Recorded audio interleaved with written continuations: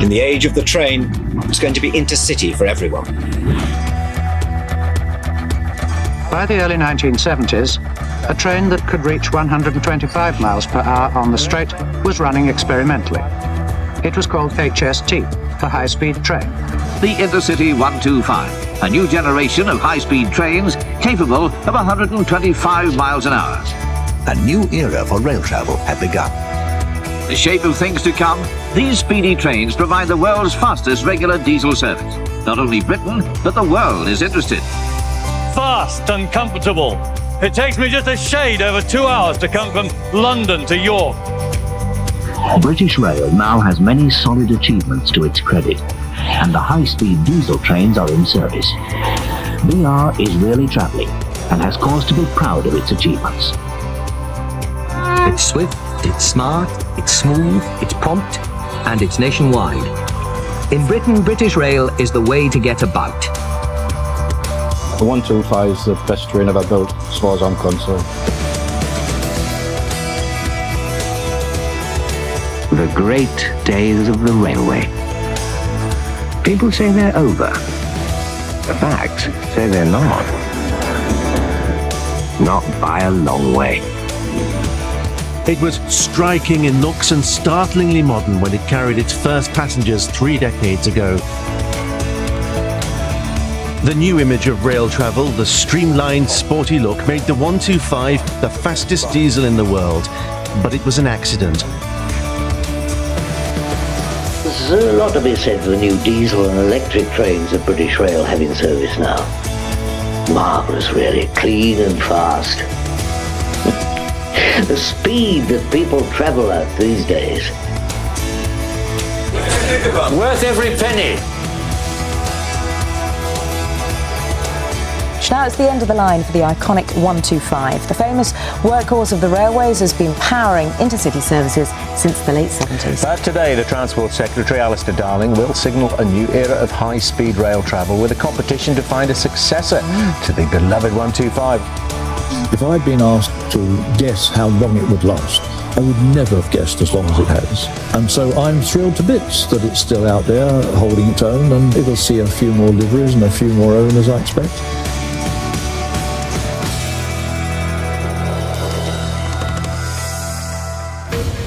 The age of the train, well, it's 30. Now it's the end of the line for the iconic 125. It was striking in looks and startlingly modern when it carried its first passengers, the height of luxury. The streamlined, sporty look made the 125 the fastest diesel in the world, but it was an accident. Getting on for 100 were built, and there's a decade left in the old girls yet. The plans are laid, though, for its ride into the sunset. 10 years left to go on it. Yeah, 10 years, just a little while. Yeah. You haven't missed the train, haven't you? Yes, I am. Yeah. The Intercity 125. Fast and comfortable. It takes me just a shade over 2 hours to come from London to York. Speed and comfort. That's what attracted passengers onto the railways. Businessmen and business ladies, you don't need me to tell you that the long drive before a long meeting is a bit of a strain. Take the train. Today's the last day of passenger service for the Intercity 125, the high-speed train. And it's right we should say farewell with affection and give them a decent send-off. And welcome aboard the final Intercity 125.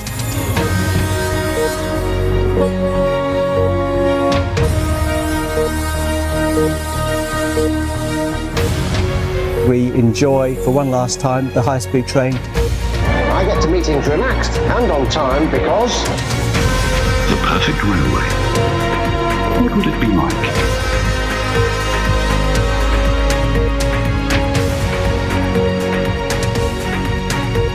I think these trains will go down as the greatest trains that Britain has ever seen.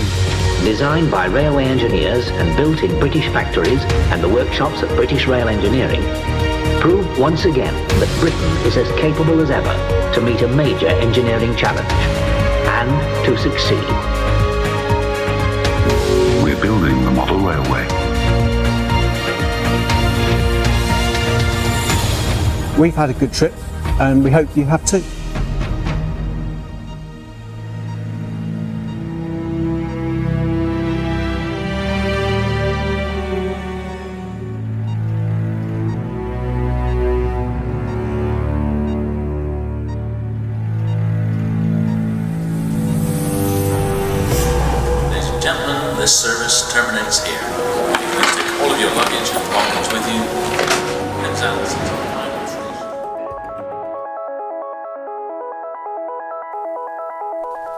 For over 40 years, the Intercity 125, Britain's first high-speed train, has been the workhorse of the railways.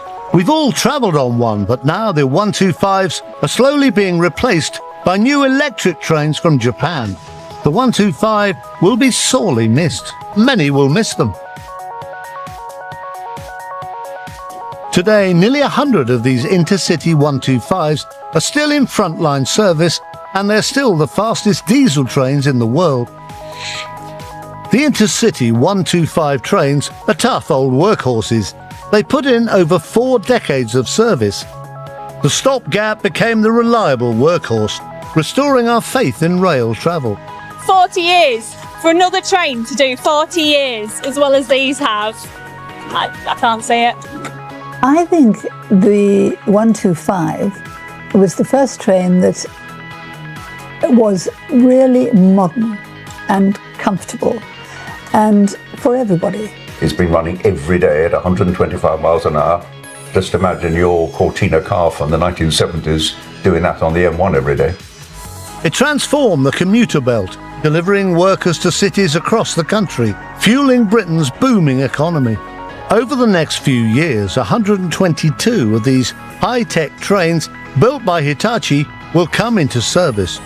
All will be electric, and almost half will be able to switch between running on overhead wires or as diesels. The diesel 125 is slowly disappearing from service. It's Heather's job to shunt them into the maintenance shed. She's got quite a thing for the 125. Oh, I love them. There's so much character to them. When you're driving it, you really feel like you're driving a train. You're not sort of sat in playing a video game or something. You can feel the power they've got. You can feel the characteristics. Each one's different to drive. Each one's got different tweaks and that. But yeah, they are really fun. These will take anything on. Snow, floods, you name it, they'll keep going. I come from a railway background, so I grew up around trains a lot. And then when I left university, I got a job working on board, serving teas and coffees, but I knew I wanted to come and drive them. And I get to shunt as well, which is the fun part.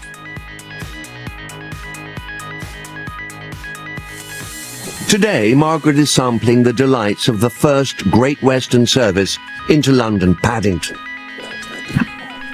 In 2013, this service managed to notch up 3 mentions in the top 10 most crowded trains. Folks, I know it's busy, but if you can move a bit more down for me, please, so I can get everyone on. Folks, use all the aisleway for me, please. I know it's busy, but I need you all to move in, please. Claire Riles pays nearly £4,000 a year for her 30-mile journey in from Twyford in Berkshire. Do you get a seat ever? Sometimes I get a seat, if I'm on first. So you've got to push to the front? You have to push the front to get a seat, so sometimes I do, but the majority of the time then unfortunately I have to stand. And what's the punctuality record like? At least, is it on time even if you have to stand? No, it's really bad. It could be as bad as 40 minutes, an hour delayed. An hour for a less than half an hour journey? Yeah, it is ridiculous. Well, I'd certainly like to know why it costs so much, because the fares are going up and up. When you think, where's all that money going? And is it really being well spent? Passenger complaints are up 40%, and station staff like Billy Vickers are bearing the brunt. Do you want to stand back a little bit, folks, while this comes in? I would say that the current position we're in is most probably the worst I've ever seen while I've been on the railway. Dreadful, always delayed, always late. I'm paying one of the highest train fares in Europe, and we are treated like cattle. Come on, guys. Surely this is illegal to be packed in like this. Train now 90 late, owing to hitting a pheasant. I've heard everything now. So all in all, that's 323.50. Today's railways are in chaos, with delays and cancellations and endless broken promises of track replacements, high-speed trains and upgrades. I want to find out why. What's gone wrong with our railways? Overall, since privatisation, train fares have increased in real terms by almost 50%. Not good news for us. But great news for the French, Italian, Dutch and German state railways who bought stakes in our train operating companies. Privatisation is still hotly debated. Has it worked? Well, the really odd and almost amusing thing about it is that really none of the reasons why they privatised have actually been borne out successfully. So they wanted to break up the unions. That really hasn't happened. They wanted to reduce subsidy. Actually, subsidy went up massively. There hasn't been very much competition. For the most part, the service is pretty much like British Rail.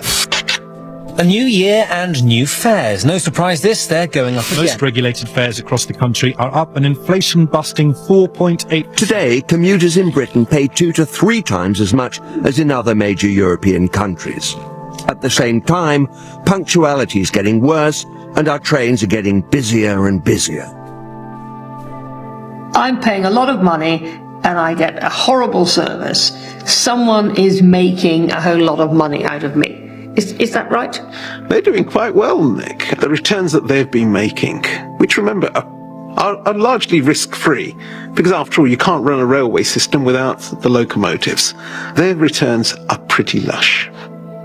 Now, in its day, the Intercity 125 was a glimpse into the future, a high-speed train that could do 125 miles an hour. In the 70s, it completely transformed the image of British Rail. Well, now, a group of enthusiasts have decided to preserve this piece of railway heritage by restoring the first prototype of the high-speed train. It's basically been sat in a museum for the past 27, 28 years. So the time is now right for us to get it back working again. The record-breaking prototype was almost forgotten. Take my word for it, rail buffs absolutely love this train.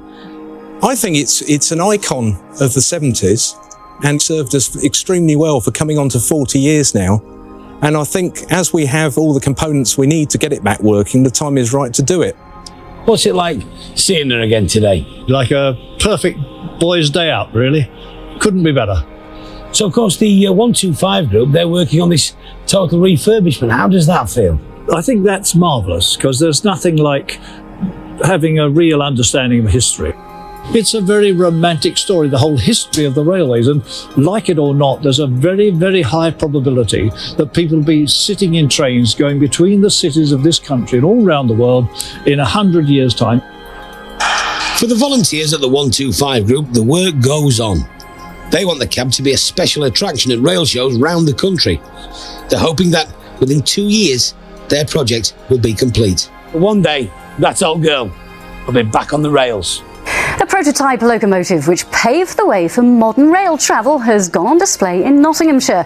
The HST power car, designed in Derby, was the forerunner of today's Intercity 125 high-speed trains.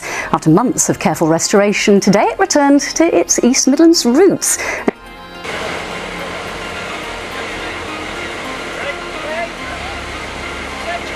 Thousands of us use high-speed trains every day, but few probably realise this pivotal form of transport began life in the East Midlands. This prototype was designed here decades ago. Now, carefully restored, it's in Ruddington. We all take travelling around the UK at 125 mile an hour for granted. This was the beginnings of all of that, so it's really something we're celebrating. This power car was originally designed around 40 years ago in Derby, and after a long stint on display in York, it's now making a welcome return to its East Midlands roots. It'll be permanently based here in Nottinghamshire. And to welcome it, many enthusiasts, and its designer, Sir Kenneth Grange. I've hardly known this thing in the last 30 odd years. So to come back and find it as pristine as we left it, as it were, in 1970 is quite a moving experience. To mark the occasion, the power car was coupled with a current train, the first time it's worked since 1976. A new lease of life for the prototype, which revolutionised UK rail travel.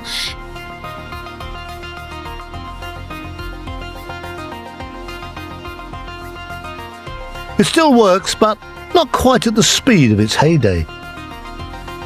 This is the last remaining prototype. It really is a national treasure, and I can assure you we look after it very well. This actual prototype power car, it broke the world speed record for diesel rail traction back in 1973, doing 143 miles an hour, which was a hell of a speed in those days. It's every boy's dream, isn't it, to be a train driver? Who wouldn't want to be in charge of a 125 mile an hour high-speed train? In 2019, the time of the high-speed train services under many companies was over. All operators started phasing out their high-speed train services. Would you be prepared to pay for that? Because British Rail said it cost far too much to keep it going. Well, I would. I'd be prepared to, but I'm sure a lot of people wouldn't. But then, of course, one had the choice. Now one doesn't have the choice. You're going to miss the trains, aren't you? Yes, I am. Yeah. We've looked after the high-speed trains here for years and years and years, and behind me the team are finishing the touches to the 2 power cars which are forming the HST Farewell Special. We've put them back in the original colours. And to see the HST power cars and rolling stock painted, buffed down from start to finish, and then when you see the finished product, it's just different class. This farewell tour is our chance to say thank you to these trains, to give everybody a chance to see the trains back in the original colours, but also to raise some money for charity and really to have a great time.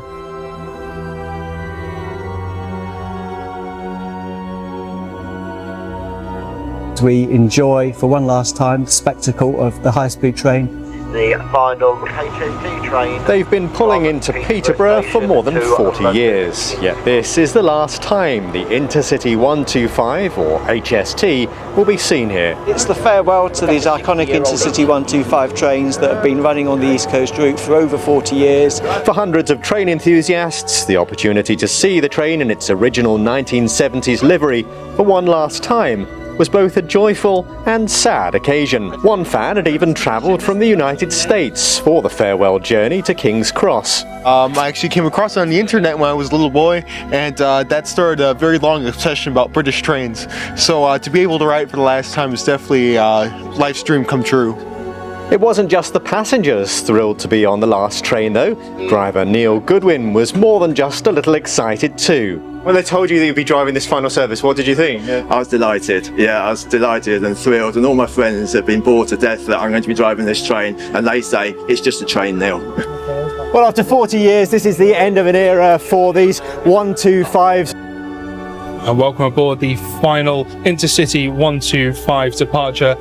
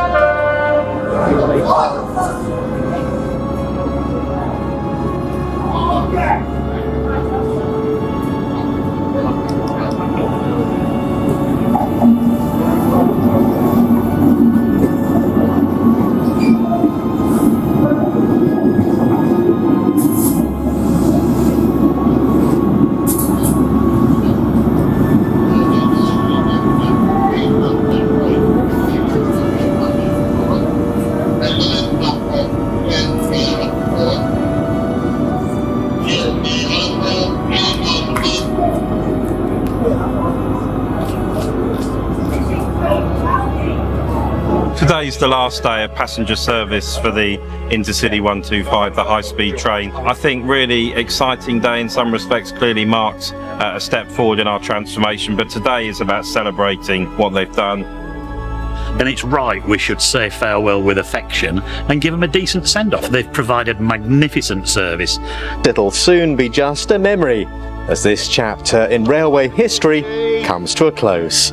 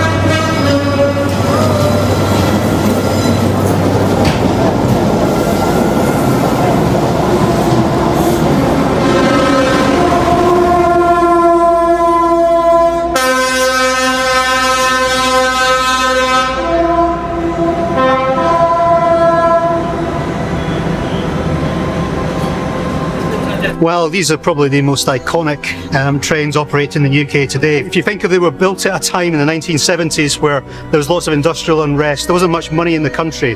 So these are the trains that kind of rescued railways, rescued British Rail. It's a mixture of emotions, I suppose. Part is some sadness, but also some pride that it's lasted so long. These are the B-52 bomber of the railway. They would go on forever. I think these trains will go down as the greatest trains that Britain has ever seen. Every station we've gone through has had people on the platforms filming the train, so I think we've really captured the imaginations of the rail enthusiasts and everyone in the local community.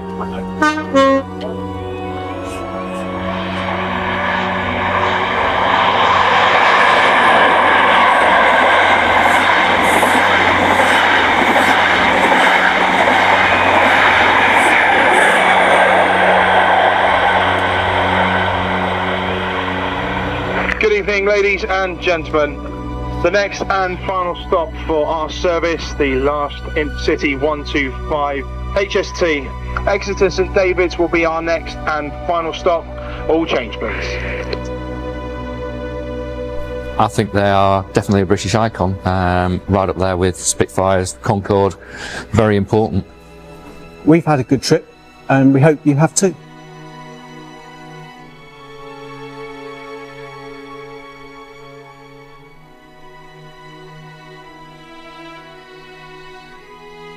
You know, even today, when I see one, I'm pleased to be getting on that train. I think it's a beautiful machine. It's got that sleek look with the lines. It makes you think of efficiency.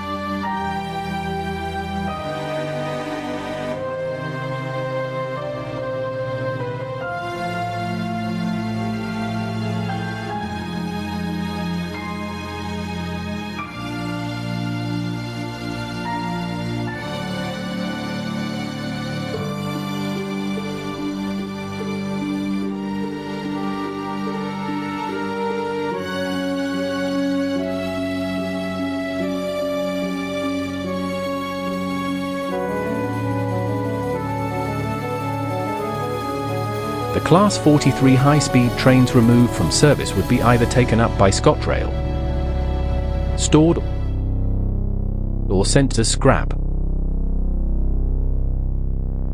It would soon come out that the trains stored would need a new home soon to avoid being sent to scrap also. The final 3 operators to run the Class 43 high-speed trains were ScotRail as a shortened set, Great Western Railway as the shortened Castle class set, and Cross Country. The trains that remained in service were modified to electric doors in order to remove the openable windows after a series of fatalities caused by people putting their head out of the windows whilst the train was still moving. An investigation is underway after a man died on board a train travelling between Gatwick Airport and London yesterday. Police believe the passenger, who was in his 20s, may have been leaning out of the window when he suffered severe head injuries. Do not lean out of the window! I wonder why.